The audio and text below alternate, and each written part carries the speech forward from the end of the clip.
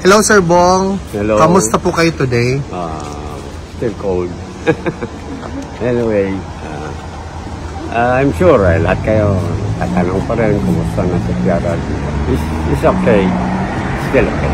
So, wala. Don't worry ako. Sir Bong, we heard na nagkasakit to kayo dahil sa weather, sir. How are you feeling about this weather, sir? Malalaman ko yan siguro pag nakauwi na sa Davao. Doon ko makuha ng aftermath. Aftermath? Anong nangyayari talaga. Yan. Sinat, upos, phone. Wala, hindi lang talaga ako adjusted sa weather. Yes. Sir Bong, tanong lang po, is it possible for us to know sino yung next family member na mag-visit?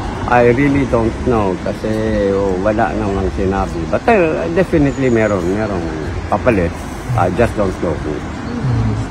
So we just have to wait for that. So my last visit will be Monday. So sa Tuesday, baka meron na. I just don't know kung sino. Sir, alam naman po namin na hindi kami allowed mag-ask about PRRD. Is it possible, sir, to ask ano yung mensahe mo para sa mga sumusuporta kay PRRD? Sa usapan lang namin, in my opinion, they expect nothing but to prepare for it. May question po kayo. Last question. How do you feel about the situation, sir? Dito?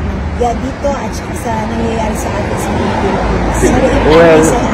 Well, dito, I have to face the reality na ganun na. It's still in detention. I cannot, as much as I'd like to do something about it, but I will leave it to the defense lawyers. I cannot. As for the Philippines, when I go back, I will fight. Thank you, sir. Mabuhay po kayo. God bless you.